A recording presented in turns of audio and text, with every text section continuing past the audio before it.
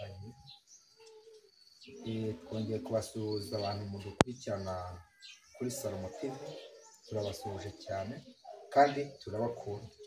Muri aya masaha rero twongeye kwishimira kuganira namwe mu biganiro bitandukanye, yaba mu ndirimbo, yaba ibiganiro bisanzwe by'ubuzima busanzwe. Ngira ngo ubushize twababwiye ko turajya tuganira ku nsanganyamatsiko igira iti isi dutuye iragoye. Yego, twakomeje rero tugiye gutangira mbaririmbira. Akenshi hari abantu bagiye bakunda indirimbo zacu bakatubwira ati ubutaha, ndetse bajya banaduhamagara. Ariko muri aya masaha rero ngiye kubaririmbira nk'indirimbo ukuntu dutangire, kugira dukomeze n'ikiganiro mu gice cya kabiri cy'ikiganiro. Reka ntangire ku ndirimbo bita Yesu ni isoko imara inyota, nongera ndirimbe n'indi bita Herode. Yesu ni isoko imara inyota, jye narabibonye ndabihamya, jye narabibonye ndabihamya. Yesu we, Yesu ni isoko imara inyota, jye narabibonye ndabihamya, jye narabibonye ndabihamya. Iyindi yitwa Herode, nayo ni indirimbo abantu mwagiye mukunda kuduhamagara muyidusaba cyane. Reka nayo nyinyuzo amasegonda make, kuko ntabwo tuba dufite igihe kirekire cyane cyo kubivugaho, tuba dufite n'igice cya kabiri cy'ikiganiro. Reka nayo nyinyuzeho kugira ngo dukomeze igice cya kabiri cy'ikiganiro. Herode waruhiye ubusa gukora itsembatsemba uri mumwe na Yesu, ariko ntibyaguhiriye kuko uwo wahigaga yagutanze ku ngoma, kandi yubatse ku rutare, ariko izawe zose zubatswe ku muse.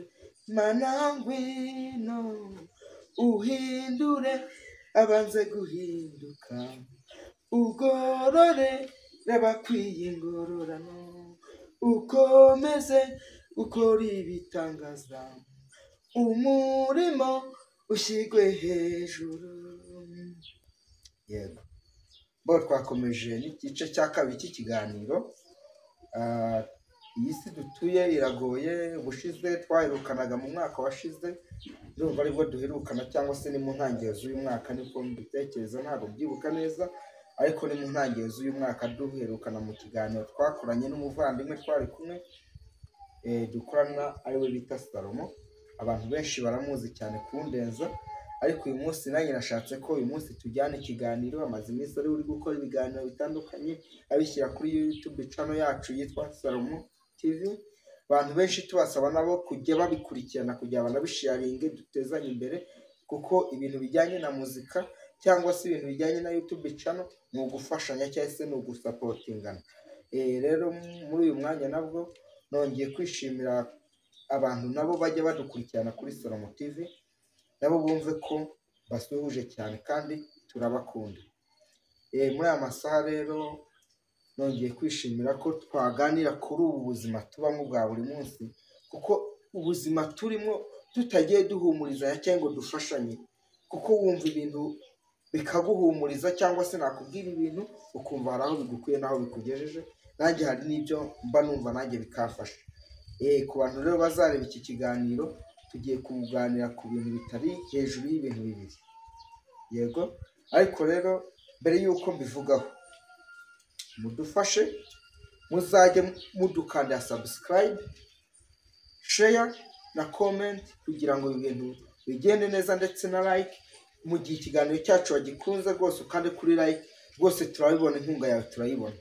Umuntu uzakunda iki kiganiro, like yawe irakenewe, comment, subscribe, rwose tuzabane, kugira ngo nitugera natwe aho tujya tuzajye tuvuga ati inkunga yawe nawe yagize ute, yari irimo. Muri aya masaha rero ubuzima turimo bw'umuvandimwe wanjye turi gukorana iki kiganiro, nawe bari i Kigali yaherereye, nanjye ubundi Rusizi nonaha. Ariko icyo mpamya cyo nashidikanya, korabo yanjye nabo abantu benshi bajya bakunda kuyibazaho. Ariko nubwo bakunda kuyibazaho, kuba ari Rusizi kuba ndi Rusizi wari i Kigali bijya bigorana cyane ko twahura tugakora icyo bita korabo.